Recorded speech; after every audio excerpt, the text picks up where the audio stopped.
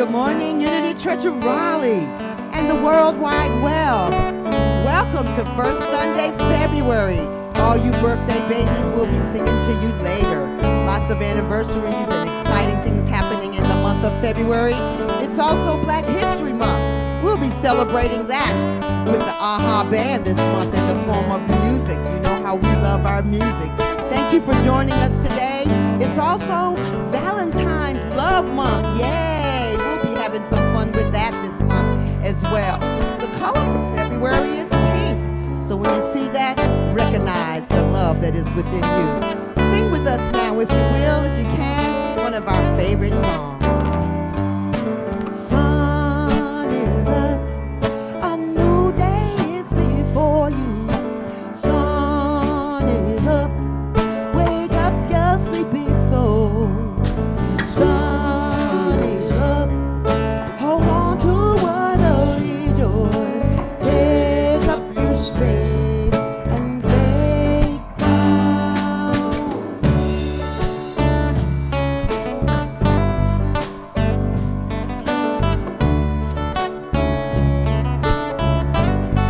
Second verse. Shake off your shoes, leave yesterday behind you. Shake off your shoes, but forget not where you've been. Shake off your shoes, forgive and be forgiven. Take up your spade and break ground.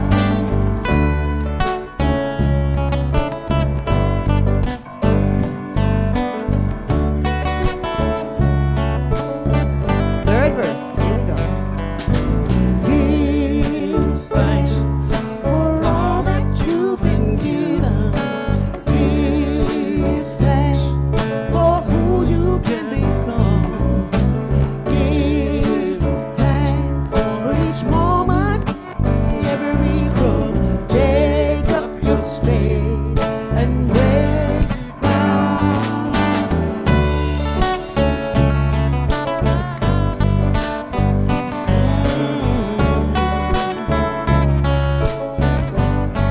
Take up your spade. Take up your spade and break ground. Take up your spade and break ground.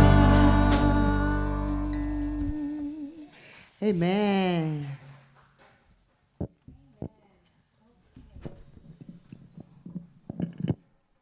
Good morning, everyone.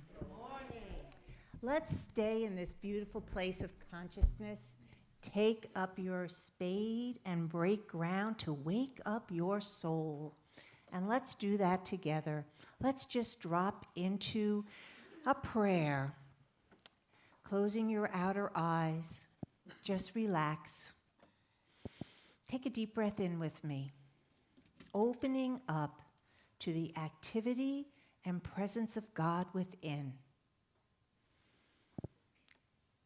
And as we do this, feel the light of God's wisdom, guidance, inspiration, the love of God, this energy that unifies, uplifts, connects, heals.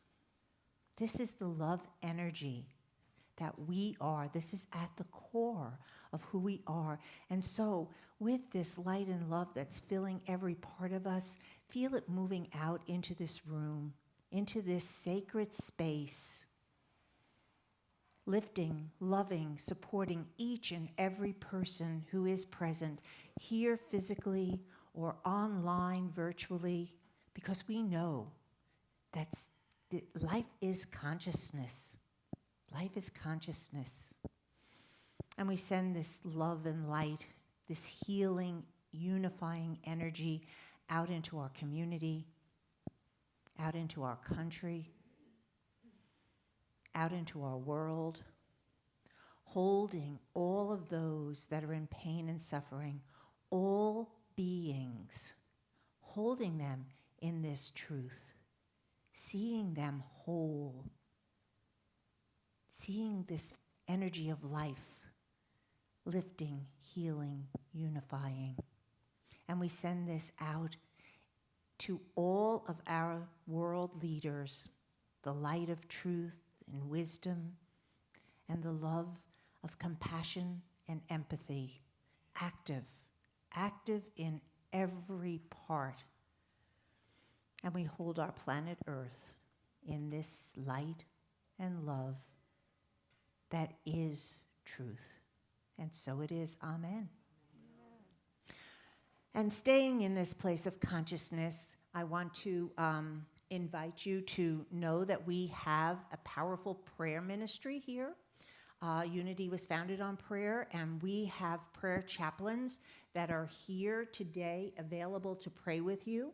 And what I would like to do right now is to just ask those chaplains that are present and that want to be available to raise your hand. So we have Peggy, Nisha, Nancy. They're all ready to pray with you. Excuse me 1 minute. I don't know what's happening here. And staying in this place of prayer, let us bless our prayer requests. We know that a prayer, a need can turn us to God, and that's really what that's about. And so we also know that when we pray, what we do is we lift our consciousness to this place and presence of God, knowing that there are no needs in God, that is where the truth of wholeness, the truth of oneness is found. And so in this space, I invite you to join me right now as we bless these prayer requests. And just know, thank you, God. Thank you for filling everything that we need in just the moment that thought arises. That we know that we have within us everything that is needed. Strength, love, wisdom. We have within us, and we have the ability to open to the presence of God that is always there. And so it is. Amen. Amen. So, good morning, everyone. Good morning. Nisha was mentioning that this is a kind of a month that's got a lot going on in it, isn't it? We've got the Black History Month. And some of you might say, why are we focusing on Black history? And I think that any time that we get an opportunity to focus on anything that's inclusive, anything that needs to be shining a light of love and healing and nurturing on it, that is an opportunity for all of us. And it's the month of love anyway, isn't it? So here we are being called to think of, to me, it's to think of love in a bigger way. You know, not just that romantic, I'm going to, which is nice, and I'm not putting that down. It is nice to be able to celebrate that, you know, one-on-one kind of emotional passion. It's important, whether it's with your child or with, a partner or a very good friend. But love is also bigger than that, isn't it? So I think that this whole idea of love is really about an energy that is unifying energy. So, and it is the core of who we are. So with all of that in mind, this makes this month, to me, just the perfect opportunity to send this healing energy of love out into the world in all and for all that are feeling marginalized, that are feeling pain and suffering in whatever way that might show up, because love is the answer. And now we have our platform leader, Nancy, to lead us. Oh, I forgot, before we start, I am so sorry, I forgot. We have our welcoming song. So, do you want to do it? Okay, sorry, Nancy. That's all right. We we are going to sit while this goes on. So we're just going to enjoy welcoming each other.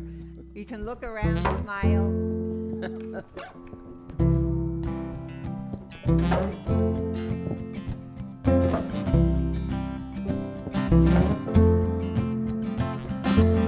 Take a look at the person next to you. Take a look at the person next to you. Say, I recognize the God in you. Recognize the love in you. Now feel the love in the sanctuary. Now feel the love in the sanctuary. Lift your voice and repeat after me. Repeat after me. We come together. We come together. We come together. In the name of love.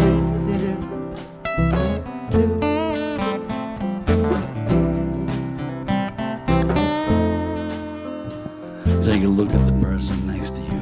Take a look at the person Hello next to you. there. How are Say, you? God loves you, and I love you too. God loves you, and I love you too. Now feel the love in the I sanctuary. feel the love. in Do the you feel the love? sanctuary. Lift your voice and repeat after me. Repeat after me.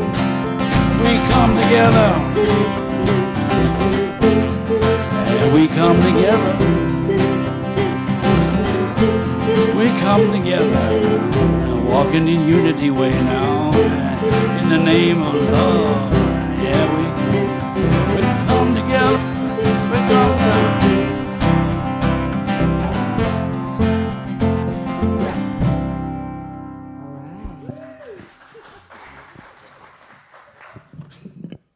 We're getting used to a new way to welcome each other. A lot of eye contact, maybe that's a good thing to look around. They should have everybody look behind you and see the person. Glad to see everybody here this morning. I'm Nancy, your platform leader today. Let's begin our day by setting our intention. Together, please. There is only one presence and one power in the universe and in my life and affairs, God the good. And now we have our community voice, a good friend of mine, Sherry Gaines. Yes, a friend of many years. Yes, indeed. We get better with age, right? Yeah, indeed. Absolutely. Thank you and good morning. Very happy and honored to be asked to be the community voice today because this is the day we're going to talk about meditation again, which is near and dear to my heart and life. But before I kind of dive into my kind of quick overview of my own journey with meditation, I wanted to echo Peggy's words from a few weeks ago because I was like, she could be telling my story, but the one line I'm going to echo of you is when I think you said, meditation is your medication. And I'm like, I have said that before, and it's a little cutesy way of saying it, but holy cow, is it true? So I was very in tune with the way you described your own journey with meditation, Peggy, so thank you. Anyway, I was introduced to the formal practice of meditation in 1994, so almost 30 years ago. And that's the year I attended my first yoga class, which I heard was helpful for alleviating back pain. And indeed, my back pain actually did go away. And the more I continue to practice, the more it stays away. So that's a little plug for the physical practice. But little did I know that not too far down that yoga road, I would learn another practice that would begin to alleviate another kind of pain. One that's a little harder to define or even describe, especially all those years ago, and which I would now say is the pain of the separation from our true self and the home where this self lives, moves, and has its being, which is inside of us. It's always here. And this is the self that I now very intimately and affectionately know as God, our Father and Mother, my divine friend, my teacher and guide, and my new most favorite name for that which is unnameable, my beloved, my beloved. And in the month that we celebrate love and all of this, it's the love that I think really we all seek that never fails us, never fails us. However, up until about 3 years ago, meditation for me, in all honesty, was mostly a practice of concentration and relaxation. Now, those are good things. Those are wonderful things. Learning to consciously relax is fabulous, so I'm all for that. But for me, and I'm only speaking about my journey today, I have come to find out now that those were foundational practices for me to move into a different relationship with meditation. And learning to be still, to discipline myself to actually do this every day, to bring this busybody in mind to a point of physical stillness and then inner stillness is a constant practice, but it does get easier. So for many years, I've explored a huge variety of methods and techniques looking for the one, the only, the proper, right, good housekeeping seal of approval way to meditate. That's me. It's like there's got to be one right way to do it, right? I'm going to find it. Well, guess what? So over the course of my journey, I've completely tried to stop my thoughts. Ha, ha, ha. I've tried to breathe so deeply that I would get so blissed out without drugs, which I've always been scared of, that I would never have any problems again. I'd just breathe myself into nirvana, right? Oh, well, And I've definitely repeated so many mantras and chants in a variety of languages, some of them considered dead languages, hoping to find God's secret password. But one day it occurred to me that there was one method I really hadn't given much time to in my meditation journey: silence. So maybe it was time to practice silence, to listen, feel, and experience what my beloved had to say. For up till then, it was really mostly Sherry doing all the talking, trying to get the right password, the right breathing. Again, all foundation practices, right? So, Jesus tells us that the kingdom of God and the kingdom of heaven, the same thing, is within us. And it's certainly from this place that I absolutely, unqualifiedly want to live my life going forward. And so as I meditate today, it's really more for me a sense of communion, a real sense of communion. And I've been exploring a practice that some of you know as centering prayer, which is really just allowing myself to be in the silence and listen and hear and feel, because I'm ready to let my beloved show me my beloved's nature, not the nature I want my beloved to be. Little switch there, a little switcheroony there. And Michelangelo once said, when asked about his sculpting technique, and I might be paraphrasing, but forgive me, I saw the angel in the marble, and I carved until I set her free. She was already there. I just had to chisel away all the non-essential material around her. And this can be the gift of meditation: to go into the stillness, to let everything non-essential fall away till the angel that you are is set free. Thank you. Namaste.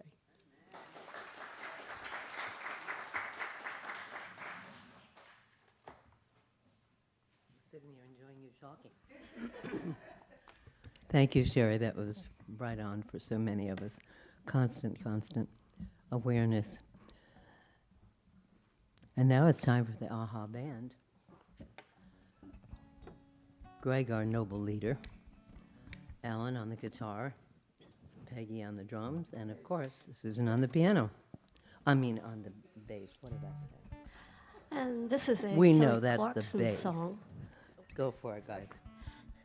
This is a Kelly Clarkson song called Be Still.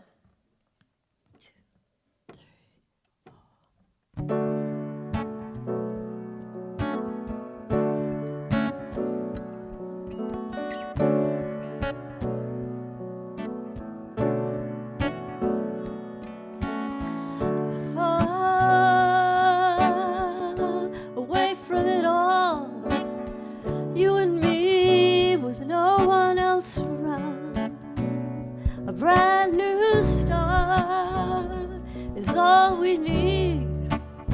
It's all we need to mend these hearts. Back to the beginning, we still let it go.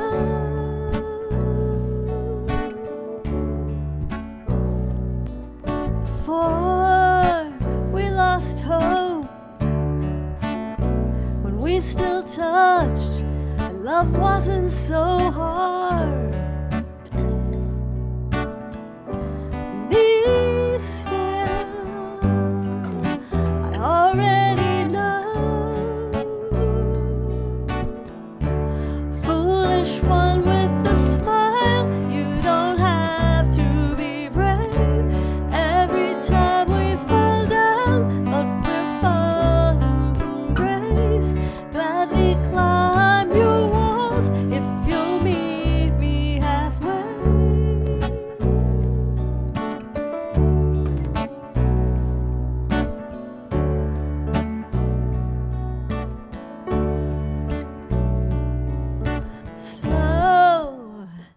Slow it down. Why do we run? We're missing so much. Just be still with me for a while. Be still. We should have known. Foolish one with the smile, you don't have to be brave. I'll gladly climb your walls if you'll meet me halfway. Every time we fall down, but we're falling from grace. Here's my hand and my heart, it's yours to take. Be still.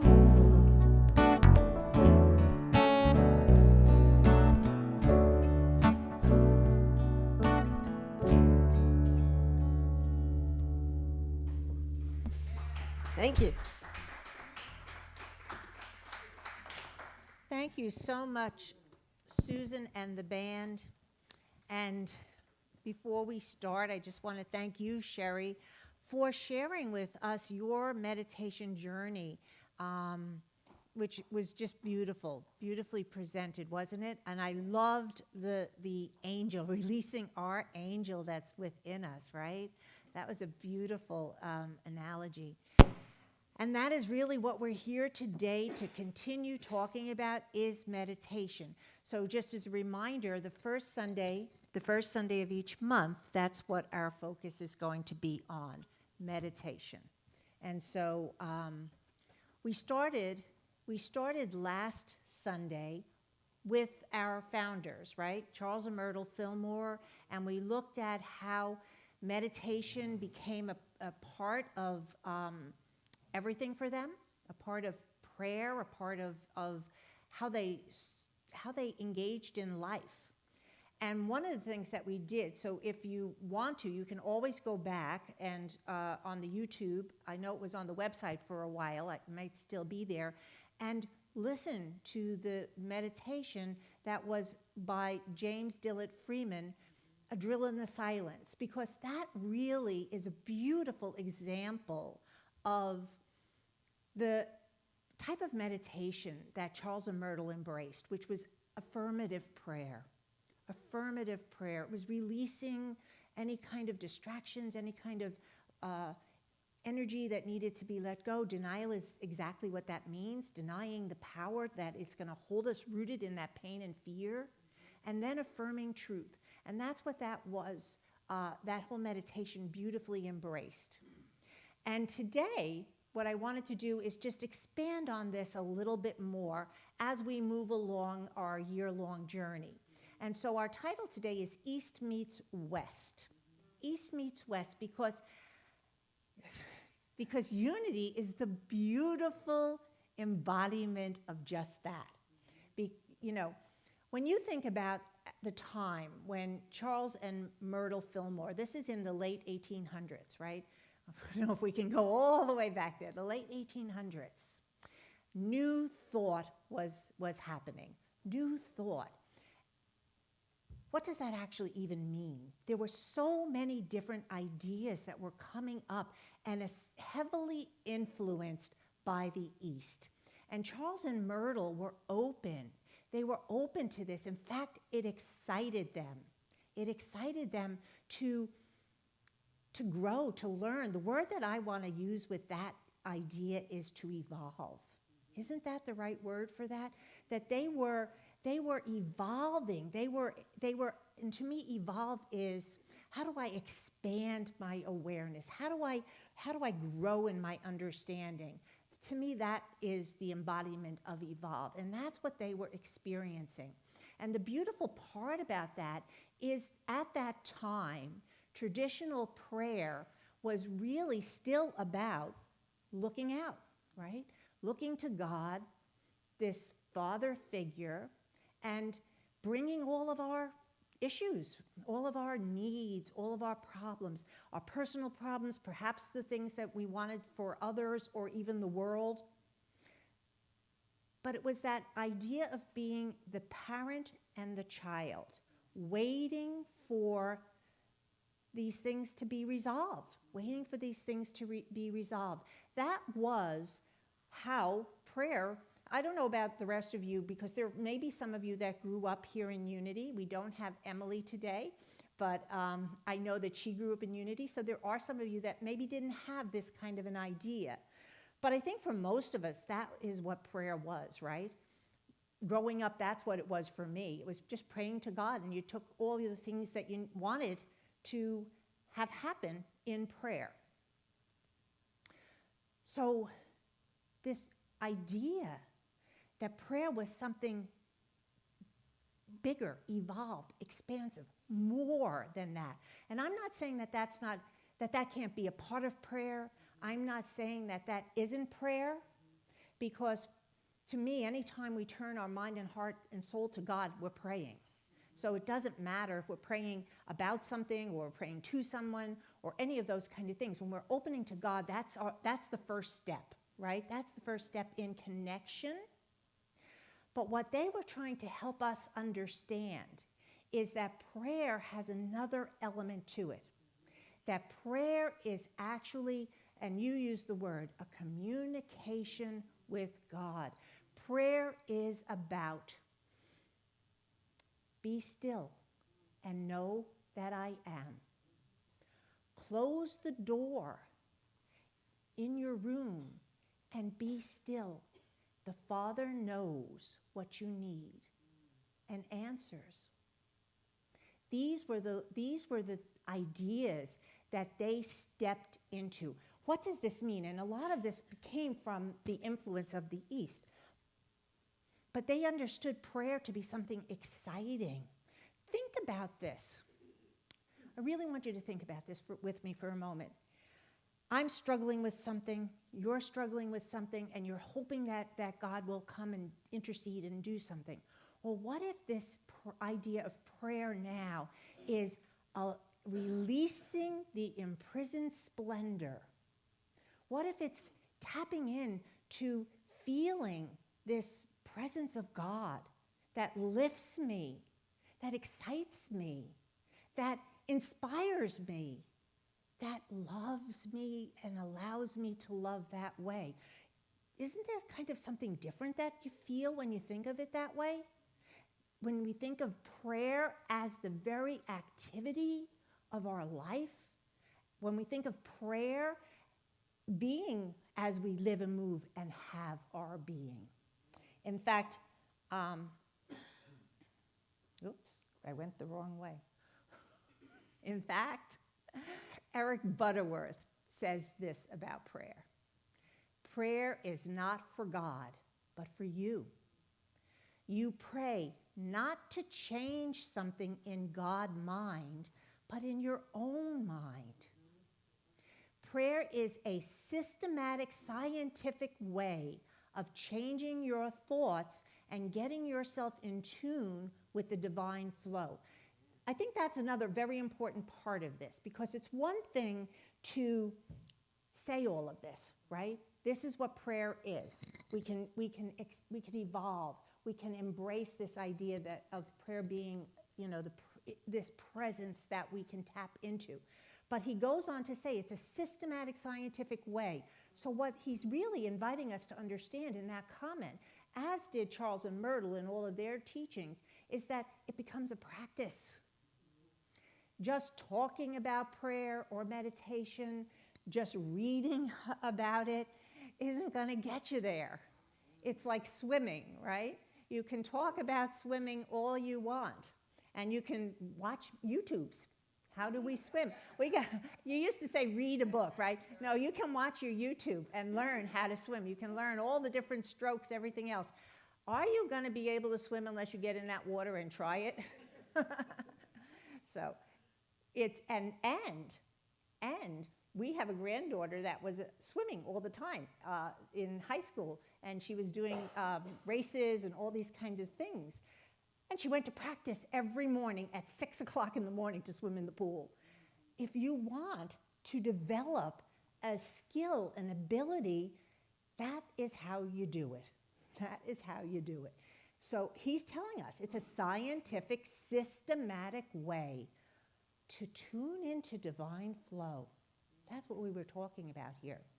And so, taking us back to the New Thought in the late 1800s, there was a person that was very influential to Charles and Myrtle Fillmore, Swami Vivekananda. He spoke in 1893 at the Parliament of World Religions, and he did a speech that won the hearts of the world. What did he talk about? He brought several ideas that were really groundbreaking at that time. If you go back to think again, this is the late 1800s. He talked about Hindu philosophy, meditation, the divine within. These were ideas that were really still radically new to the West. He talked about interfaith in religion. We take that for granted now because there's so many organizations you can get involved with and experience this idea of interfaith, but it was not something that was standard or even done back in that time frame. And some of the things that he talked about with meditation is he talked about, I am not my mind, I am not my body. I am Atman, the true self. This is the spirit part of us, the immortal part of us. We've been doing the series with Richard Rohr on true self, true and false self. And, back here, Richard is talking about all of these ideas that also draw from these Eastern concepts that are the things that Unity was talking about back in the late 1800s. So for 130 years, this has been what Unity has been bringing to us, these ideas, and they've become mainstream today, which is kind of exciting to think about. And like Sherry, when I began my spiritual journey, meditation seemed like I didn't understand it. It's like I had to kind of say, how do I figure out how to meditate? I wanted to read a book. Fortunately, I had a friend who took me, I've shared this story before, I was living in New York City, took me to an apartment where there was an Indian guru and everybody was sitting on the floor and there was chanting and everything else. But it was just kind of like, I have to understand, how do you meditate? Because I had no experience growing up with this. It was not a part of my, education or even just accidentally through watching shows on television or anything. It just wasn't around. This was actually in the mid-'80s. And I just want to drop in this. What I've learned about meditation along the way is that the very thing that Sherry was talking about, that it's really about becoming still. How do I become still? There's lots of tools, and that's what I'm hoping that we're going to, on this journey this year, drop into. Because, not every meditation fits the moment, If I'm feeling I went through a period at the beginning of this year when my husband was having a lot of health issues, and I was finding it very, very difficult to focus. I would sit down because we were just starting the wellness center, we were doing the church, and he and I were going to doctors on a regular basis. And so when I would sit down in the morning to do all of this, my regular practice, I just couldn't quiet my mind and gather my thoughts. So sometimes in a moment like that, it might be nice to do a chanting, just to do a chanting. Perhaps in a moment like that, it might be nice to do a walking mindfulness meditation. So that's the purpose of this journey this year, is to just let us see, experience, know the broad scope of different ways that we can become still. It's slipping off my head. So excuse me one more time, it's a little distracting. So I'm excited about this journey. I'm excited about this journey. One of the things that happened during this period when Charles and Myrtle were getting exposed to all of these wonderful new thought ideas, Myrtle was very focused on her prayer ministry, the silent unity, the prayer meetings that went on a daily basis. And Charles was he was producing and publishing a magazine. It was originally called Modern Thought and later became known as the Unity magazine. And during that period, what he started to publish was the Bhagavad Gita, the history of Buddhists, the Light of Asia. These were some of the publications. And with the story of the Bhagavad Gita, it just kind of incorporates the ideas that we're talking about. So who here is familiar with that story, the Bhagavad Gita? Okay. It starts with Arjuna.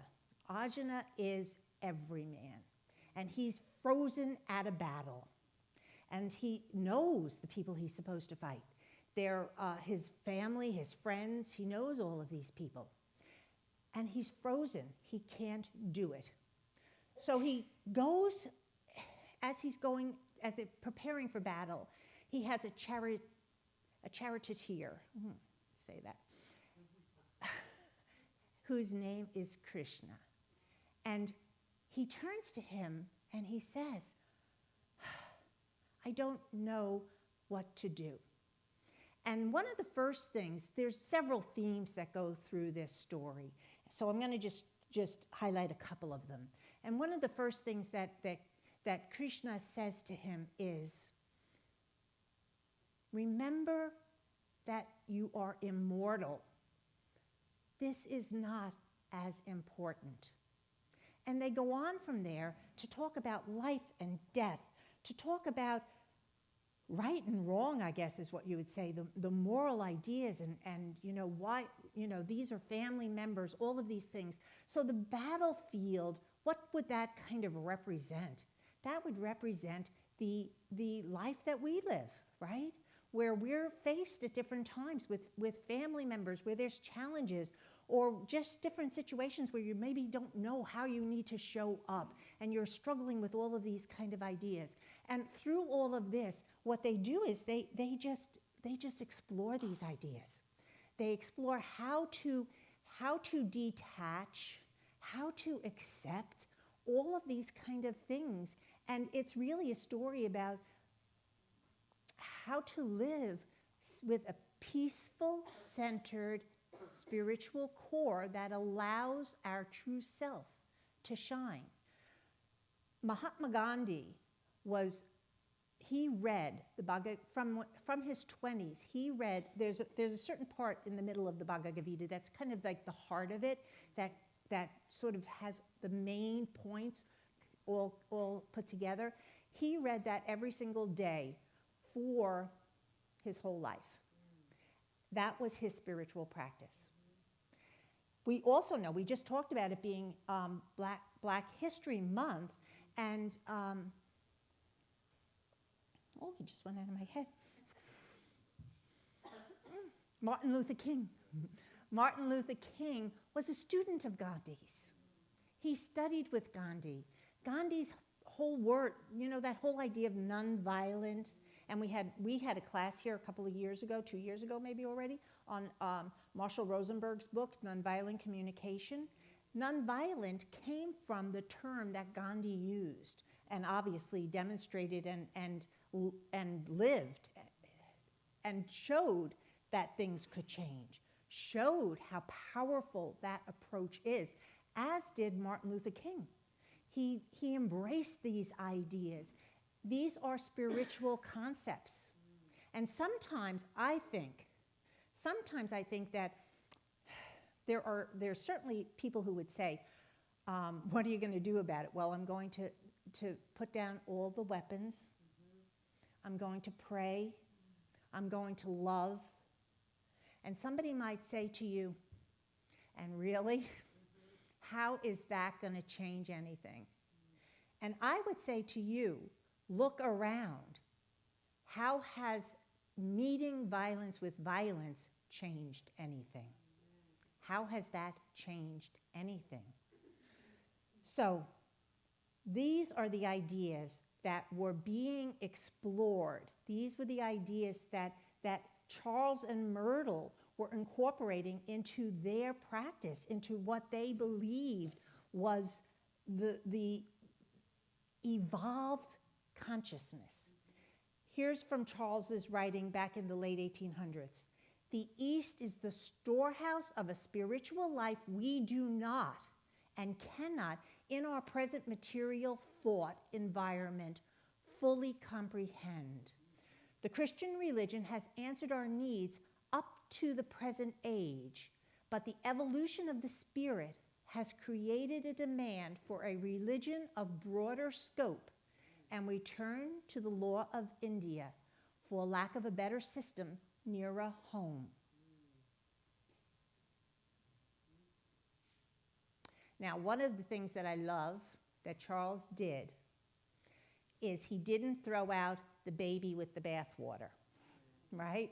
He didn't say everything that I grew up in. Well, actually, Myrtle is the one who had more of a traditional Christian upbringing. Charles was raised on a reservation. He was self-taught in his religious ideas, so his was not as rooted and grounded in traditional philosophy. But he didn't say, this is the only way. I have to leave everything and drop fully into this Eastern idea. I can look for the truth that runs through it all. And that is what he did. And so the Fillmores came to believe that one did not have to abandon Christianity in order to find universal truth. Universal truth. If it's true, everywhere it is true. Unity uses the Bible as a primary textbook, particularly the teachings of Jesus interpreted in a non-traditional metaphysical way. So, for example, we don't talk about sin and salvation in the traditional manner, right? Because salvation was about Jesus coming to save us, to die on the cross. He had to go through this punishment in order for us to be saved. That was a more traditional idea, right? What we understand is that Jesus came to demonstrate, to show us how to tap into a different consciousness. Old Testament, New Testament, old way of understanding God, this judging parental figure out there. New way of understanding God. The Father and I are one. The kingdom of heaven is within. Love. What is the greatest commandment? Love. Don't hide your light under a bushel. Let it shine into the world. These were groundbreaking ideas. This was not what people were used to. This was not what the Jews of the time, Jesus was a Jew, what the Jews of the time understood as a relationship with God or a relationship with religion. A new perspective. He brought this universal truth. He brought the universal truth to us. But that is the metaphysical way of looking at it. Because we could just look at a literal story and see pain and suffering and resurrection. And I'm not going to tap into that today, because actually we'll look at a little bit of that next Sunday as we move along with Richard Rohr's story. Let it suffice at this moment to say that the metaphysical way is really, metaphysics is simply above and not the literal. It's above and beyond the physical. Meta, above, bigger. And that is how they looked at it. And Charles Fillmore did this metaphysical Bible interpretation through meditation. He looked at these things and he spent time. He spent time in meditation, getting inspired, open to this universal truth. So all of this comes to me about what has this got to do with us, right? What has this got to do with us? Practical Christianity is what we often say here in Unity, right? We're about practical Christianity. So what does all of this information translate to? For me, it translates into a practice of trying to become open and to understand what is my relationship to God, to myself, and to each other. I believe that we have to try to see in this kind of a method, like not unlike what Charles did with the metaphysical Bible interpretation. He went into meditation to read these scriptures, to be inspired, metaphysical, mystical. The mystics of all from the early ages also all talked about this experience of God. And so when it comes down to this, is what Reverend Robert Brummett talks about is Unity's form of prayer is much more like the Eastern meditation practice than traditional Christian prayer. Rather than imploring upon a distant God, Unity prayer is an attunement to one's consciousness of the ever-present reality of God's presence as the essence of who we are. So, to me, again, this whole idea of meditation is simply becoming still and silent. It's learning how to just listen, I actually wanted to share with you because we're going to be doing a meditation today, and so I'm wrapping this up now so we can do the meditation. And it is the vipassana, and this is also called insight meditation. And I actually had an opportunity to do this with Reverend Robert Brummett, because he was actually my teacher in ministerial school. But so we used to go down to Unity Village twice a week, for 2 weeks rather, twice a year. And during one of those times on a Thursday night, he would do this meditation in one of the rooms up there. And so I would go, and there were all people there, and we were sitting on the floor, and it was wonderful because he led the meditation, and then we had a discussion afterwards, just a talk and just a discussion. And so he actually is not only a minister that I think a lot of us are familiar with because he's written some really good books that we've worked with here in the church, but he also is a practicing Buddhist. So it's kind of a East meets West kind of an idea. And this vipassana, insight meditation, is the practice that he uses. So I thought, we'll do this together. And so, maybe it's coming, maybe it's not. All right, I don't know why. Can we have the next slide if we can do that? Okay, so the East meets West is at the heart of Unity. Unity's teachings represents a powerful synthesis of the best of the Eastern and Western spiritual thought, truly a religion for our age. And so this is our meditation. Vipassana meditation, which is more commonly known in the West as insight meditation. It is a process of achieving total awareness of the present moment with clarity and wisdom. So the primary purpose of insight practice is the development of awareness or mindfulness and insight. So insight is really just getting a clear picture. You know, I find it interesting a little bit sometimes because one of the practices that we were doing in our heart-centered living was to just drop into this space where we were feeling an emotion that might be arising without doing anything about it. And that's a part of what insight meditation is, which is what we'll experience. So there's two elements that we're going to focus on as we drop into this meditation together. And the first one is awareness. And so what that really means is just being present for whatever is coming up. And I'm going to guide you as we walk through this meditation that if something is coming up for you, let's say you all of a sudden feel something in your leg. You just bring your attention to your leg and you try not to label it, to think about it, or do anything like that. If you have a thought that comes up, and it could be a thought about, oh, I have to stop at the store on my way home. Or it could be a big thought like, what happens to life after death? You know, is there life after death? It doesn't matter. You just say, a thought, a thought. So it is awareness without bringing all of the story, the drama, the details, all of this into play.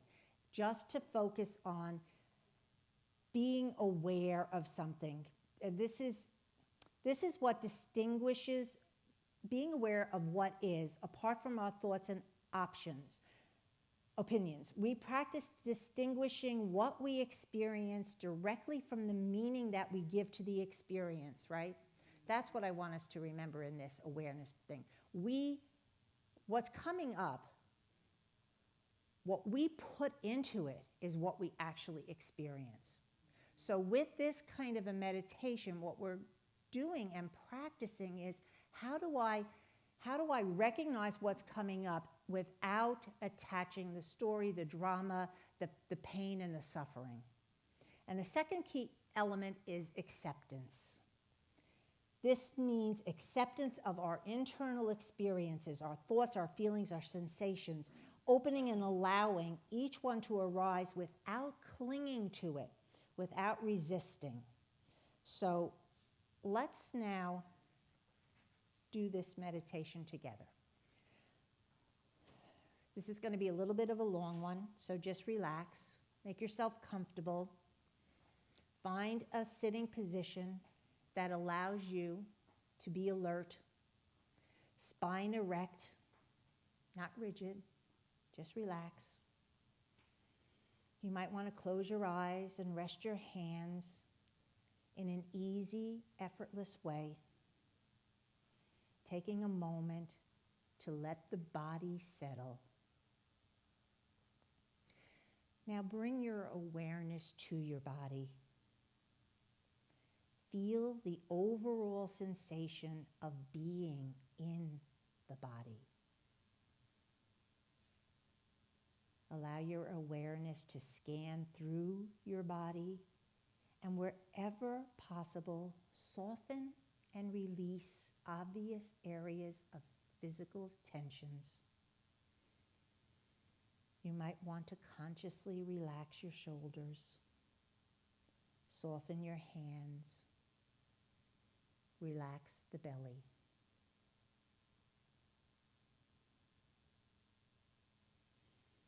Because we can easily get lost in thoughts, vipassana begins with attention to the breath,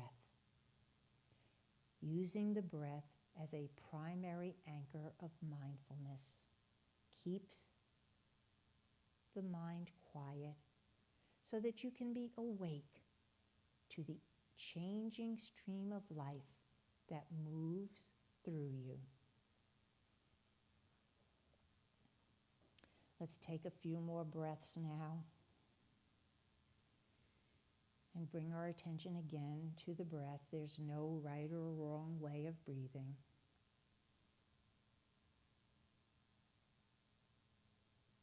Allow your breath to be natural.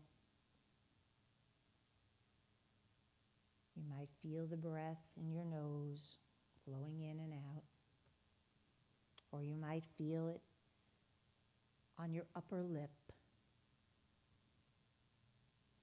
Perhaps you're feeling the breath as a movement of your chest or the rising and falling of your abdomen.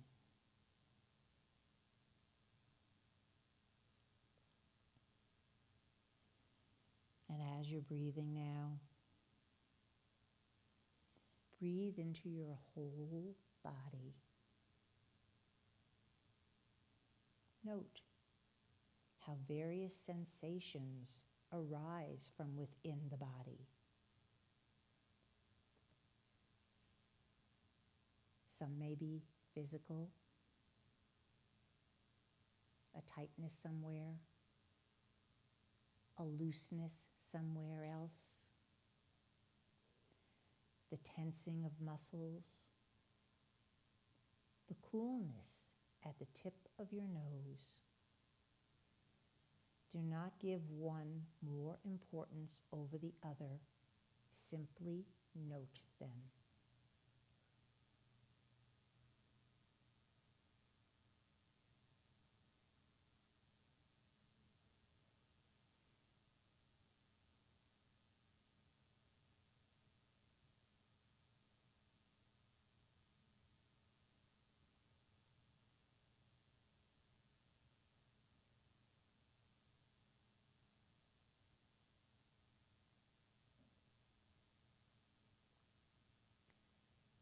You will find that the mind naturally drifts off into thoughts.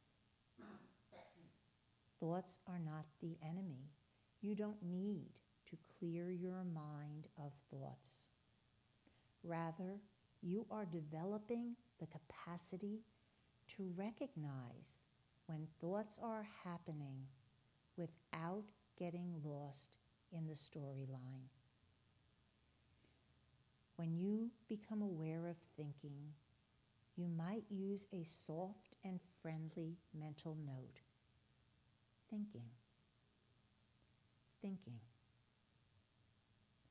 Try not to get emotionally involved with thoughts or take a ride with them. Simply recognize this is a thought without any judgment.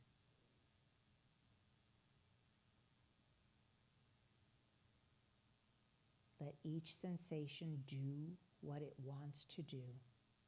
Let it stay or go as it will. Don't interfere with its dance. It will pass just as everything else does.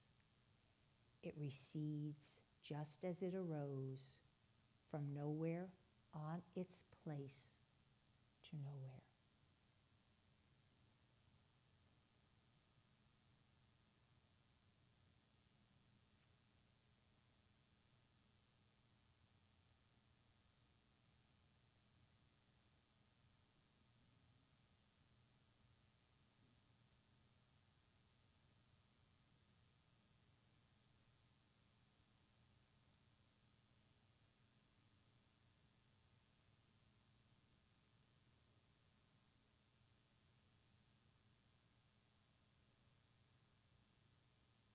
You might notice other experiences, sounds in the room, feelings of being warm or cold,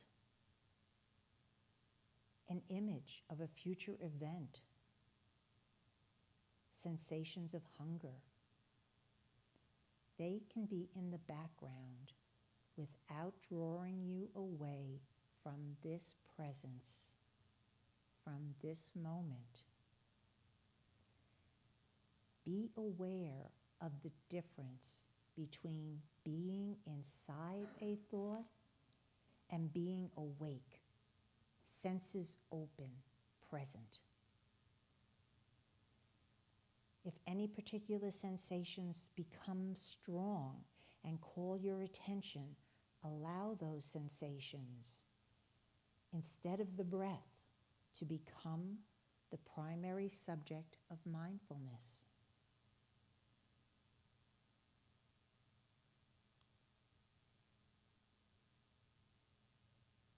With a soft, open awareness, just feel the sensations as they are.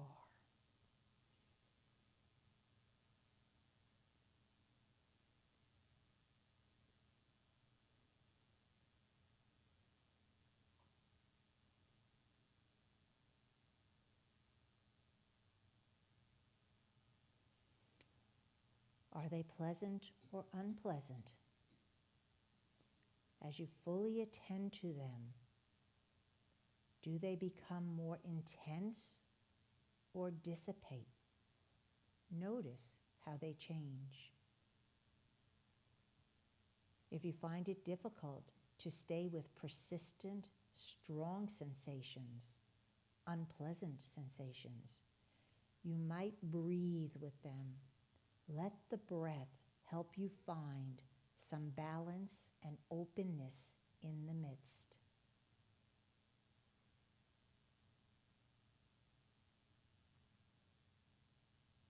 Return to mindfulness of breathing, or perhaps to listening to and feeling your moment-to-moment experience.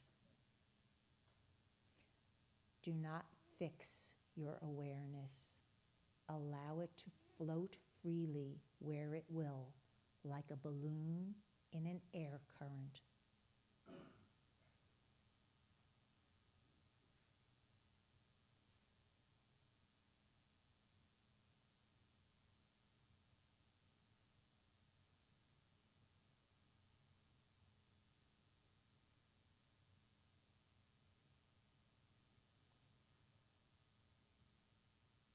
In a similar way, when strong emotions arise, fear, sadness, happiness, excitement, grief, you can practice meeting each experience with a kind and clear presence, not pushing anything away, not judging, not resisting what is happening.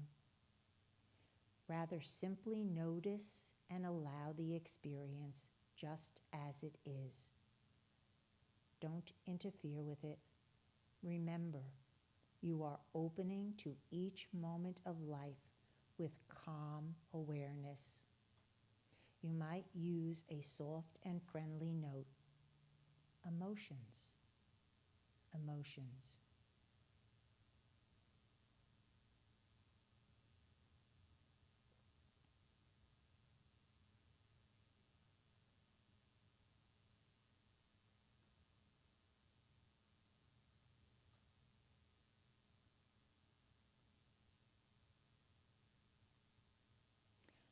Note where this emotion may be showing up in your body.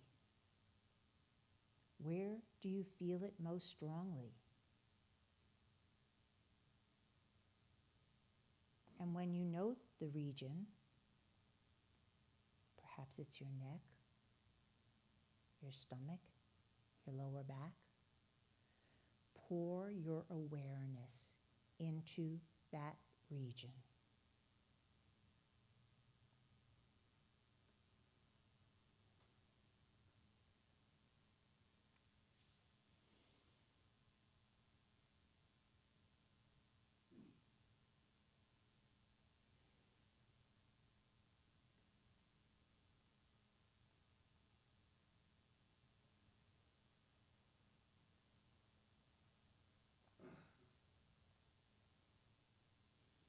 In this present moment, allowing awareness, notice how the emotion changes. Does it become more intense or weaken? Does it change into a different state? Perhaps anger to grief, or happiness to peace?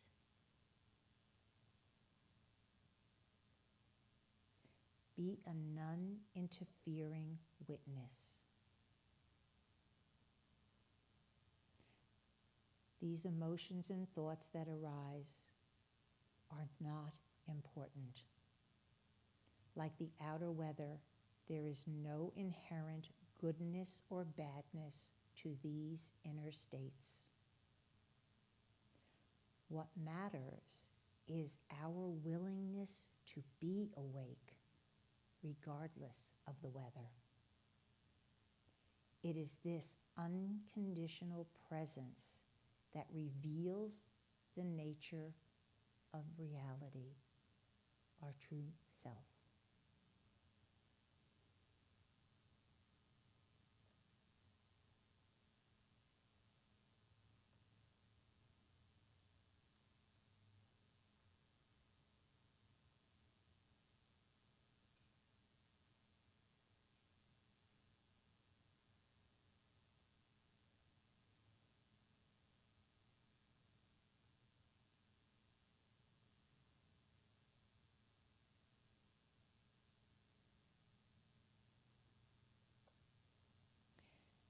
Continue to be here, and especially if the mind is not so distracted, you might let go of any anchors for attention and explore not controlling anything, not directing the mind, not managing or manipulating your attention in any way.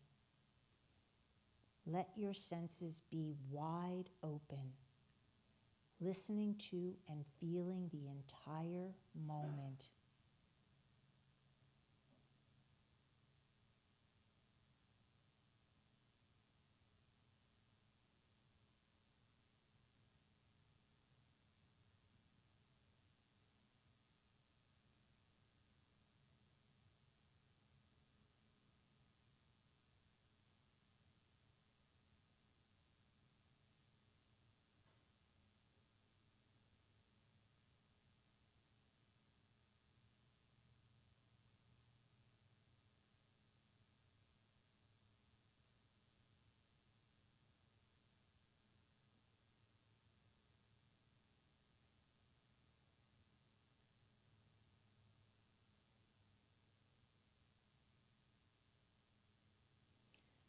Allow what is happening to unfold in an awake, open awareness.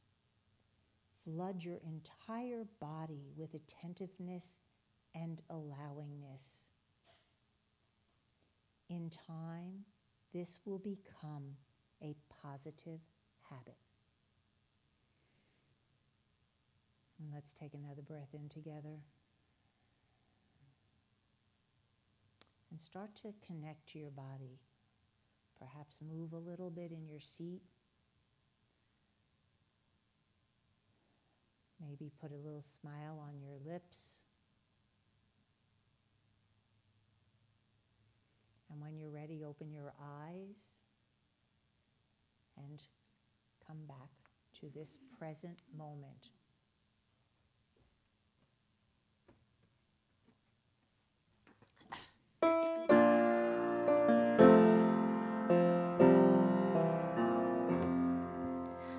Our Father, who art in heaven, hallowed be thy name. Thy kingdom come, thy will be done on earth as it is in heaven. Give us this day our daily bread, and forgive us our debts as we forgive our debtors. And lead us not to temptation, but deliver us from evil. For thine is the kingdom, and the power, and the glory forever. Amen.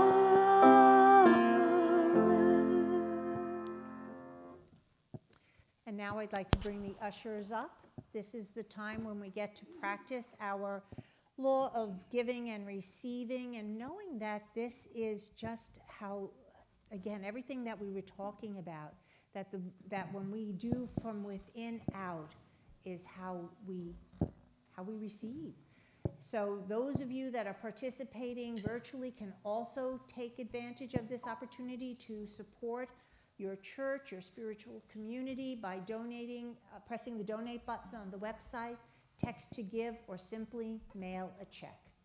And now let's hold our love offerings up as we say our affirmation together. Divine love flowing through me blesses and multiplies all that I am and have, and all that I give and receive.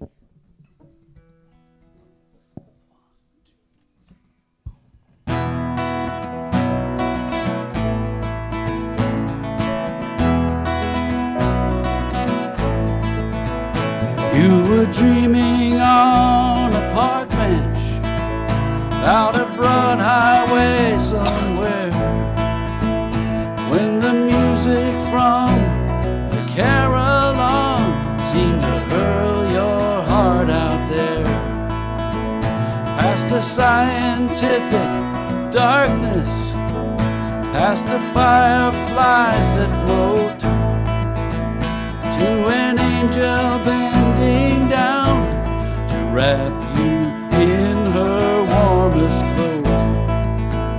And you ask, what am I not doing?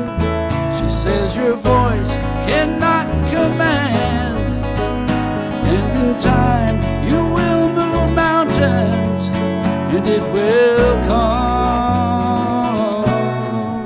through your hand.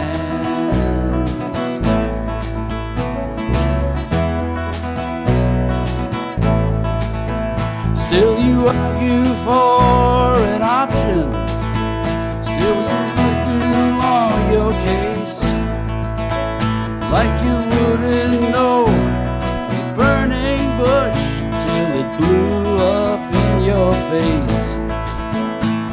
We dream about the future, we memorize the past, when just a simple reaching out to build a bridge that lasts. And you ask, what am I not doing? She says your voice cannot command, and in time you will move mountains, and it will come through your hand.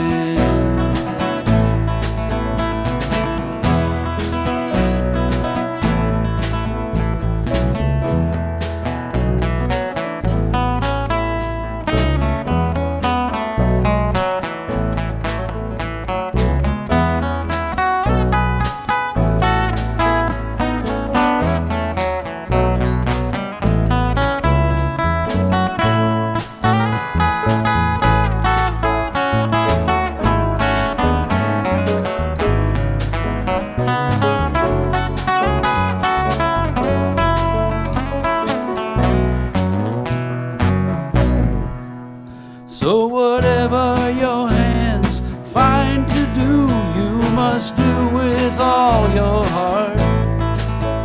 There are thoughts enough to blow men's minds and tear great worlds apart. There's a healing touch to find you out on that broad highway somewhere, gonna lift you as high as music running through an angel's hair. And don't worry what you are not doing, 'cause your voice cannot command, and in time you will move mountains, and it will come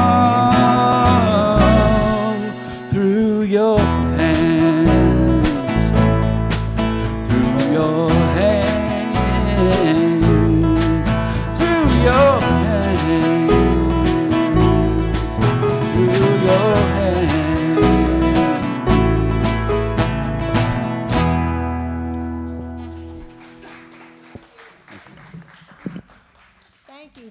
much, Greg and the band. That was beautiful.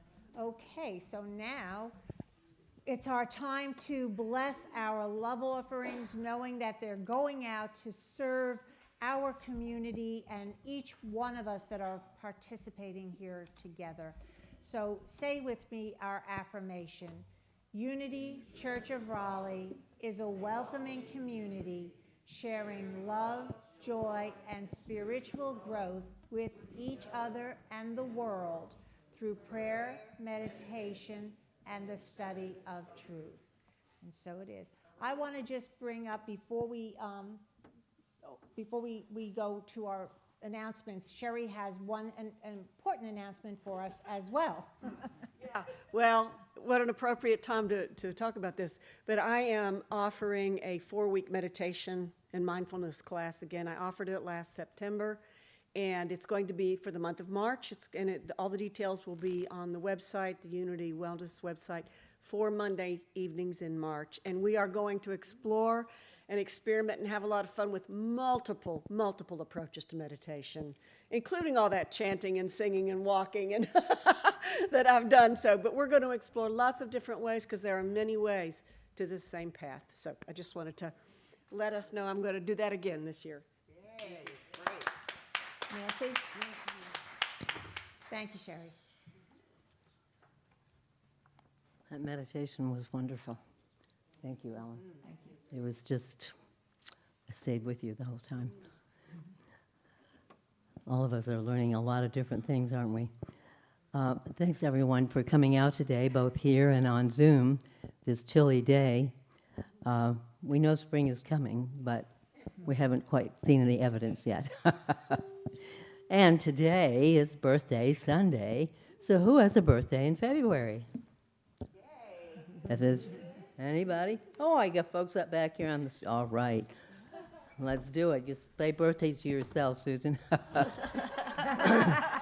And she shared it's also her anniversary month as How well. about that? Yes.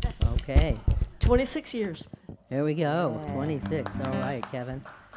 Let's do it, Susan. Happy birthday to you. Happy birthday to you. Happy birthday, February babies. Happy birthday to you. Yeah. And congratulations on your anniversary. That's wonderful. So what's up this week? After the service, please join us for coffee and cocoa or hot tea and conversation. Or we're having a meeting of the core group right after church in the boardroom up front. So bring your coffee and come in and join us. This is a conversation about the activities we do each month to serve our community. We've done a variety of things over the years, and we have a new list of new ideas that have been presented. So we look forward to re-examining what we've done before and what we'd like to do differently this year. And your input is really important, so I hope you'll stay with us for a little bit and share your thoughts about what we need to do next year for our community. On Tuesday, the Heart-Centered Living Group will meet with Ellen at noon until 1 o'clock, either in person or in Zoom. Join the group for a free discussion to tune into your heart and open your inner guidance. This has been a pretty powerful group, and it's meeting regularly, so I hope you'll feel free to jump in. You don't have to start from the beginning. You can start where you are. Ellen's Wednesday class on Wednesday night at 7 is a discussion of the service that we've talked about today, and it's themed on Richard Rohr's book, The Immortal Diamond, Finding Our True Self. The group meets from 7 to 8:30 via Zoom, and there's a love offering, please. It's Hearts in Unity time. Yay. It's been 2 years since we've had our lasagna dinner. So I hope you've had time to spruce up your recipes. We've had several people who've already volunteered for their lasagna, and the job this year is to beat Elaine, who wins every year. So come and bring your appetite. This is such a wonderful evening. We have lasagna and all the trimmings. We'll be also offering dessert, and we'd like a few more desserts volunteered, please. Our noble leader, Greg, has volunteered to judge the lasagnas. Be nice to him. So he's the man. He's going to starve for a few days beforehand, so he can load up. Nisha is going to be giving us some entertainment that night, herself and some friends. So we'll have some fun things to enjoy. Usually we have a little music for dancing at some point for those who are interested in doing dancing. We just have so much fun. For those who've not been there, you just don't know what you're missing, and I hope you won't miss it this time. Please come. And if you're online, come on in. We'd love to meet you if we haven't met you. Tickets are available online, or Louise is going to be available to sell them right after the service. Individual tickets are $20 for adults, $8 for children, and you can reserve a table for 8 for $140, which will save you $20. So if you can round up 8 friends, do it. Bring your family, neighbors, anyone that you'd like to introduce to our group, who you'd like to kind of show them love for an evening. We have such a wonderful time. So bring your friends and come have a great evening of play. This is one of our, we call it a fundraiser, but it's really a fundraiser. And we do have a good time, so I really hope you'll join us for that. The Wellness Center is going back on track. Very busy with regular classes, more so than we've had before. Tai Chi was 1 night a week. Now it's 3 days a week. We'll be offering Tai Chi. It's very popular. And as a physical therapist who's worked with clients for many years, it is one of the best exercises for all of us to do to get flexibility and particularly to find your balance. We don't realize how much we get dependent on touching things for our balance. And the Tai Chi will give you an opportunity to build your own inner strength and your own center of balance. Balance is one of those things that you can heal. You can get your balance back if you've gotten sloppy with it. So I hope you'll come try these classes out. Monday morning at 10 to 11:30, Monday night 6:30 to 8:30, Thursday mornings 10 to 11:30. So you got lots of opportunities. There must be a time that would work for you. I hope you'll come. The yoga Wednesday morning with Stacy continues from 10 to 11. And as Sherry has said, yoga is helpful both with range of motion. I found my most flexible after I had been to yoga for a while. It's really nice. I think range of motion is even more important than strength. So I hope you'll consider one of those many classes to get you back on track. On Saturday morning, acupressure and reflexology for self-care with Sherry. So she's going to be in front of us again and giving us some new information about points and healing techniques that will be helpful for us, both live and Zoom. Fees for the Holistic Wellness Center are on the website, so take a look and find out what you need to know. As usual, let's stack the chairs in 3 and we'll roll them into the storage dollies. I don't believe we have any children here today. I didn't see any kids. Okay, so back to you, Ellen. Thank you, Nancy. Okay, it's time for our prayer protection. Join me with, the light of God surrounds us. The light of God surrounds us. The love of God enfolds us. The love of God enfolds us. The power of God protects us. The power of God protects us. The presence of God watches over us. The presence of God watches over us. Wherever we are, God is. Wherever we are, God is. And all is well. And all is well. And let's stand and sing our peace song. Yes, there is peace on earth, and yes, it begins with me. Yes, there is peace on earth, the peace that was meant to be. With God as greater,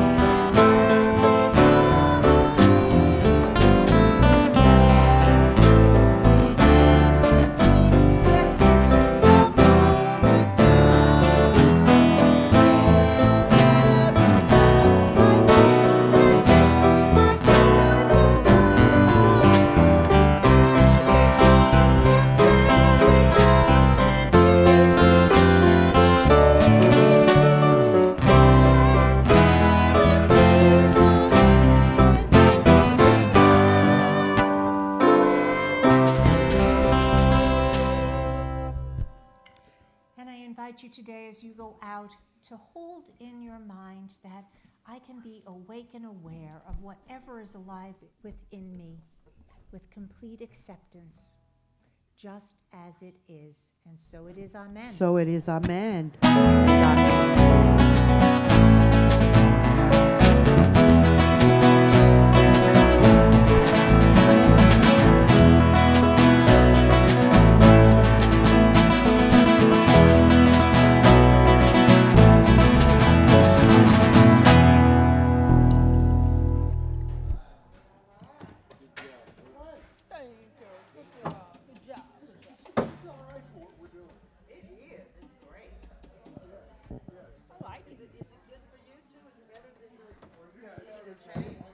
Yeah, for